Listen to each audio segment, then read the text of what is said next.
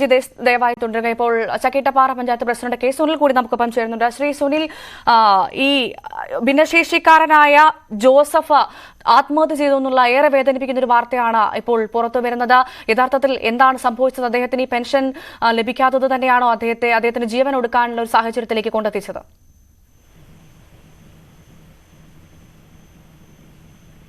ശ്രീ സുനിൽ, കേൾക്കാമോ? കേൾക്കാം, പറഞ്ഞു. എന്താണ് ഇദ്ദേഹത്തിനെ ആത്മഹത്യയിലേക്ക് കൊണ്ടെത്തിച്ചതിന്റെ കാരണം? ഈ സർക്കാരിന്റെ കൃത്യമായ പെൻഷൻ ലഭിക്കാത്തത് തന്നെയാണോ അദ്ദേഹം ആത്മഹത്യ ചെയ്യാനുള്ള ഒരു കാരണം? അല്ല, പെൻഷൻ ലഭിക്കാതിരുന്ന സമയത്ത് അദ്ദേഹം കഴിഞ്ഞ നവംബർ മാസം 9-ാം തീയതി ഒരു പരാതി പഞ്ചായത്തിൽ തന്നിട്ടുണ്ട്. അദ്ദേഹത്തിന് പെൻഷൻ ലഭിക്കുന്നില്ല എന്ന് പറഞ്ഞുകൊണ്ട്. അപ്പൊ നമ്മളത് പരിശോധിച്ചു. അദ്ദേഹം 2023 ആഗസ്റ്റ് മാസം വരെ അദ്ദേഹം പെൻഷൻ കൈപ്പറ്റിയിട്ടുണ്ട്. അദ്ദേഹം മാത്രമല്ല പെൻഷൻ കൈപ്പറ്റിയത്, അദ്ദേഹത്തിന് ഒരു ഭിന്നശേഷിക്കാരായ മകളുണ്ട്, ജിൻസി. അദ്ദേഹത്തിന്റെ കൂടെ കഴിഞ്ഞ 13 മാസമായിട്ടില്ല. അവരൊരു കന്യാസ്ത്രീ മഠത്തിലാണ് കോഴിക്കോട്.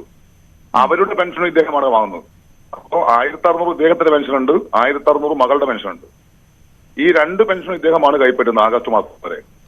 അപ്പോ ഞങ്ങൾ അദ്ദേഹത്തെ കണ്ടു, സംസാരിച്ചു. അദ്ദേഹത്തിന് ഉപജീവന പദ്ധതി എന്ന് പറഞ്ഞാൽ പെൻഷൻ മാത്രമല്ല, അദ്ദേഹം ഭിന്നശേഷിക്കാരനാണെങ്കിലും നേരത്തെ ആരോ പറഞ്ഞു കേട്ടു, തൊഴിലുറപ്പ് പദ്ധതിയൊന്നും ആരുടെ ഔദാര്യമല്ല, സർക്കാർ കൊടുക്കുന്നത്. പക്ഷെ ഇദ്ദേഹത്തിന് വേറൊരാളുടെ പറമ്പിലോ ഒരു പൊതുസ്ഥലത്തോ പണിക്ക് പോകാൻ പറ്റാത്തതുകൊണ്ട് അദ്ദേഹത്തിന്റെ സ്ഥലത്ത് തന്നെ ജോലി കൊടുത്ത് അദ്ദേഹം 99 പണി കഴിഞ്ഞ ജനുവരി മാസം 15 വരെ എടുത്തു. ഈ ജനുവരി മാസം 3-ാം തീയതി അദ്ദേഹത്തിന്റെ അക്കൗണ്ടിൽ നിന്ന് 5500 രൂപ പിൻവലിക്കുന്നുണ്ട് അദ്ദേഹത്തിന്റെ ആവശ്യത്തിന് വേണ്ടിയിട്ട്.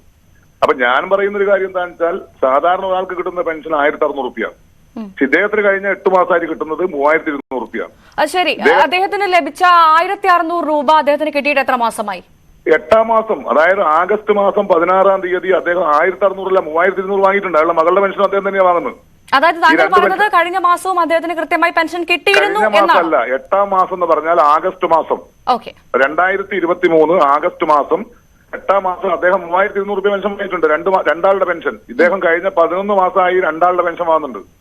അദ്ദേഹത്തിന്റെ മകളുടെ പെൻഷൻ അദ്ദേഹം വാങ്ങുന്നത്. അപ്പൊ അദ്ദേഹത്തിന് 4 മാസം പെൻഷൻ കിട്ടാണ്ട് വസ്തു. പക്ഷെ ഇദ്ദേഹം ഈ പരാതി പഞ്ചായത്തിൽ നവംബർ മാസം 9-ാം തീയതി കൊടുത്തപ്പോൾ ഞങ്ങൾ അദ്ദേഹത്തെ കണ്ടിരുന്നു പോയിട്ട്. അദ്ദേഹം പറഞ്ഞത് എന്താണെന്ന് വെച്ചാൽ, അദ്ദേഹത്തിന് ഒരു ഉപജീവന പദ്ധതി എന്ന് പറഞ്ഞാൽ തൊഴിലുറപ്പ് പദ്ധതി അദ്ദേഹം പോകാൻ പറ്റില്ല, പുറത്ത് ജോലിക്കാൻ പറ്റില്ല. അദ്ദേഹത്തിന്റെ വീട്ടിൽ തന്നെ, അദ്ദേഹത്തിന്റെ പറമ്പിൽ തന്നെ പണി ക്രമീകരിച്ചു കൊടുത്തു. നേരത്തെ ആരോ പറഞ്ഞു അദ്ദേഹം കയ്യേറ്റൊന്നും അല്ല. 989 50 സെന്റ് സ്ഥലം അന്നത്തെ ഗവൺമെന്റ് കൊടുത്ത സ്ഥലത്താണ് അദ്ദേഹം താമസിക്കുന്നത്. അദ്ദേഹം പഞ്ചായത്തിന്റെ അതിദരിദ്രരുടെ ലിസ്റ്റിൽപ്പെട്ട ആളാണ്. അദ്ദേഹത്തിന് ഭക്ഷ്യധാന്യം സൗജന്യമായി കിട്ടുന്നുണ്ട്. അദ്ദേഹത്തിന്റെ വീട്ടിലേക്ക് റോഡില്ലാത്ത പ്രശ്നം വന്നപ്പം അദ്ദേഹത്തിന് വേണ്ടി മാത്രം കഴിഞ്ഞ വർഷം 5 ലക്ഷം രൂപ ചെലവഴിച്ച് അദ്ദേഹത്തിന്റെ വീട്ടിലേക്ക് റോഡ് നിർമ്മിച്ചു കൊടുത്തിട്ടുണ്ട്. നേരത്തെ പറഞ്ഞത് ആരോ അല്ല, ചക്കിട്ടപ്പാറ വാർഡ് മെമ്പറായ ജിതേഷ് മുതുകാടാണ്.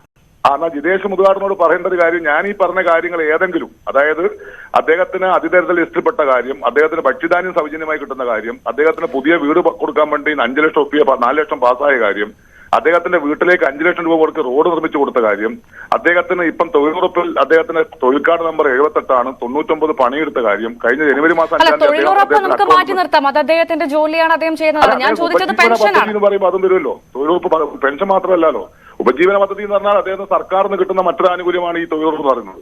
അതിൽ അദ്ദേഹം ജോലിക്ക് പോയി അദ്ദേഹം കഴിഞ്ഞ ജനുവരി മാസം 5000 രൂപ അദ്ദേഹം പിൻവലിച്ചിട്ടുണ്ട്. അദ്ദേഹം 99 പണിയെടുത്തിട്ടുണ്ട്. അപ്പൊ ഇതൊക്കെ അദ്ദേഹത്തിന്റെ ഒരാൾ മാത്രമേ അദ്ദേഹത്തിന്റെ വീട്ടിലുള്ളൂ. അപ്പൊ അദ്ദേഹത്തിന്റെ പെൻഷൻ 4 മാസം കിട്ടാത്തത് കൊണ്ട് അദ്ദേഹത്തിന് ജീവിക്കാൻ കഴിയാത്തൊരവസ്ഥ ഉണ്ടായിട്ടുണ്ടെന്ന് ആ വീട്ടിൽ നേരിട്ട് പോയ എനിക്ക് ബോധ്യമായിട്ടില്ല എന്നാ ഞാൻ പറഞ്ഞത്. ഞാൻ അദ്ദേഹം മരിച്ചപ്പോ ഇന്ന് അവിടെ പോയിരുന്നു, ഇന്നും പോയിരുന്നു. അപ്പൊ അദ്ദേഹത്തിന് എന്താ സംഭവിച്ചാൽ ഇത്തരമൊരു സൗകര്യങ്ങളൊക്കെ അദ്ദേഹത്തിന് ഉണ്ടായിരുന്നു. പക്ഷെ അപ്പോൾ പോലും വികലാംഗ പെൻഷൻ മുടങ്ങിയതിനെ തുടർന്ന് ആത്മഹത്യ ചെയ്യുമെന്നാണ് അദ്ദേഹം നിങ്ങൾക്ക് നൽകിയ പരാതിയിൽ പറയുന്നതെന്നാണ് ഞാൻ മനസ്സിലാക്കുന്നത്. അതിനെന്ത് ആക്ഷൻ എടുത്തു, അല്ലെങ്കിൽ എന്ത് നടപടി സ്വീകരിച്ചു, അധികൃതരെ നിങ്ങൾ ബന്ധപ്പെട്ടിരുന്നോ എന്നാണ് എന്റെ ചോദ്യം. അല്ല, ആ പരാതി കിട്ടിയോ? സാധാരണഗതിയിൽ പെൻഷൻ കൊടുക്കുന്നത് ആരാണെന്ന് നിങ്ങൾക്ക് അറിയാലോ? സംസ്ഥാന ഗവൺമെന്റ് ആണ് പെൻഷൻ കൊടുക്കുന്നത്, പഞ്ചായത്തല്ല.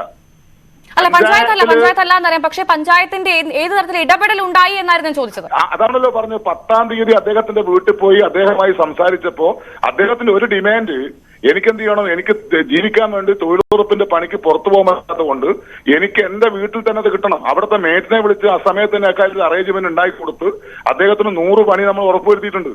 പിന്നെ അദ്ദേഹത്തിന്റെ പെൻഷൻ നേരത്തെ പറഞ്ഞല്ലോ, അദ്ദേഹം ഒരാളുടെ പെൻഷൻ അല്ല വാങ്ങുന്നത്, 2 പേരുടെ പെൻഷൻ അദ്ദേഹം വാങ്ങുന്നുണ്ട്. 8-ാം മാസം വരെ 2 പെൻഷൻ അദ്ദേഹം ഒപ്പിട്ട് വാങ്ങിയിട്ടുണ്ട്. അത്തരത്തിൽ 2 പെൻഷൻ ഒപ്പിട്ട് വാങ്ങിയ ഒരാൾക്ക് എന്തിനാ ആത്മഹത്യ ചെയ്യേണ്ട ഒരു സാഹചര്യം ഉണ്ടായി? പിന്നെ എന്തിനാണ് അദ്ദേഹം ആത്മഹത്യ ചെയ്തത്? പെൻഷൻ കിട്ടാത്തതുകൊണ്ടാണ് ആത്മഹത്യ ചെയ്തത് നിങ്ങൾ പറയുമ്പോ അദ്ദേഹം ഇങ്ങനെ ഒരു കത്ത് തന്നപ്പോ ഞങ്ങൾ അതേ സംബന്ധിച്ച് അന്വേഷിച്ചു. അപ്പൊ അദ്ദേഹത്തിന്റെ മകള് 13 മാസമായിട്ട് ഇവിടെ ഇല്ല. എന്റെ മകള് ഒരു കന്യാസ്ത്രീ മഠത്തിലുള്ളത്.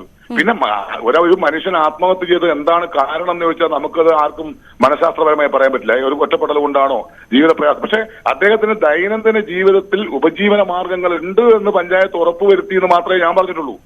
പക്ഷെ ഞങ്ങൾ ചൂണ്ടിക്കാണിക്കുന്നത് അദ്ദേഹം പഞ്ചായത്തിന് ഇതിനു മുൻപ് നൽകിയ പെൻഷൻ മുടങ്ങിയതിനെ തുടർന്ന് ആത്മഹത്യ ചെയ്യും എന്ന് ഒരു മുന്നറിയിപ്പ് അല്ലെങ്കിൽ നേരത്തെ ഒരു സൂചന അദ്ദേഹം നൽകിയതാണ് ഞങ്ങൾക്ക് തൽക്കാലം ചൂണ്ടിക്കാട്ടാൻ സാധ്യതയുള്ളൂ. അദ്ദേഹം ഇങ്ങനെ ഒരു സൂചന മാത്രമല്ല, 2017 മുതൽ അദ്ദേഹത്തിന് ഭൂമിക്ക് രേഖ കിട്ടാത്തതുകൊണ്ട് കോഴിക്കോട് കലക്ടറേറ്റിൽ അദ്ദേഹം മണ്ണെണ്ണയുമായി കലക്ടറുടെ ചേംബറിൽ പോയി ആത്മഹത്യ ശ്രമിച്ചു. വലിയ പത്രവാർത്ത വന്നതാണ്.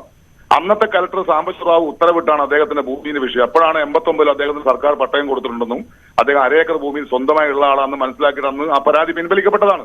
ഇങ്ങനെ കുറെ കാലമായി ഇത്തരം ആവശ്യങ്ങൾക്ക് വേണ്ടി ആത്മഹത്യാ ഭീഷണി അദ്ദേഹം മുഴക്കാറുണ്ട്. ഇതായിട്ടൊരു സംഭവമല്ല. എന്നിട്ട് ഞങ്ങൾ അദ്ദേഹത്തിന്റെ വീട്ടിൽ പോവുകയും അന്വേഷിക്കുകയും ചെയ്തിട്ടുണ്ട്. അതുകൊണ്ട് ഇത് പെൻഷൻ ഇല്ലാത്തത് കൊണ്ടാണ്, ഈ പെൻഷൻ 4 മാസത്തെ പെൻഷൻ കിട്ടാത്തത് കൊണ്ട് ജീവിക്കാൻ കഴിയാത്തതുകൊണ്ട് അദ്ദേഹം ആത്മഹത്യ ചെയ്തെന്ന് പറഞ്ഞാൽ അത് ഈ നാട്ടിൽ ജീവിക്കുന്ന ഒരാൾക്ക് അംഗീകരിക്കാൻ പറ്റില്ല. വിദേശത്ത് അങ്ങനെ പറയാൻ പറ്റുമെന്ന് എനിക്കറിയില്ല. പക്ഷെ ഞാൻ ഇതിനെക്കുറിച്ചൊക്കെ വളരെ ഡീറ്റെയിൽസ് ഇന്ന് അദ്ദേഹം മരിച്ചപ്പോഴല്ല, അദ്ദേഹം മരിക്കുന്നതിന് മുമ്പെയുള്ള വിവരങ്ങൾ എന്റെ അടുത്തുള്ളതുകൊണ്ടാണ് എനിക്കത് പറയാൻ പറ്റുന്നത്. ഞാൻ ആ വീട്ടിൽ പോയതും തൊഴിലുറപ്പിന്റെ മേറ്റിനെ വിളിച്ച് സംസാരിച്ചതും അദ്ദേഹത്തിന്റെ പെൻഷൻ ഇതുവരെ കിട്ടിയെന്ന് അന്വേഷിച്ചതും അദ്ദേഹത്തിന്റെ ഭക്ഷ്യധാന്യത്തെക്കുറിച്ചും അദ്ദേഹത്തെ അതിഥികളെ ലിസ്റ്റിൽപ്പെടുത്തിയതിനെ കുറിച്ചും ശരി. അപ്പോൾ വ്യക്തതയ്ക്ക് വേണ്ടി ഒരൊറ്റ ചോദ്യം കൂടി, അതായത് ഈ വികലാംഗ പെൻഷൻ മുടങ്ങിയതിനെ തുടർന്നല്ല അദ്ദേഹം ആത്മഹത്യ ചെയ്തതെന്ന് തന്നെയാണ് താങ്കൾ ഉറച്ചു വിശ്വസിക്കുന്നത് അല്ല, ഒരു പഞ്ചായത്ത് പ്രസിഡന്റ് എന്ന നിലയിൽ? എങ്ങനെ? അതായത് ഈ വികലാംഗ പെൻഷൻ മുടങ്ങിയതിന്റെ പേരിലല്ല അദ്ദേഹം ആത്മഹത്യ ചെയ്തത് എന്ന് താങ്കൾ ഒരു പഞ്ചായത്ത് പ്രസിഡന്റ് നിലയിൽ ഉറച്ചു വിശ്വസിക്കുന്നു അല്ലേ? വിശ്വസിക്കാനുള്ള കാരണമാണ് ഞാൻ പറഞ്ഞത്. ശരി, ഓക്കെ, ശരി. വളരെയധികം നന്ദി ശ്രീ കെ സുനിൽ ഈ അവസരത്തിൽ ഞങ്ങളോട് പ്രതികരിച്ചതിന്.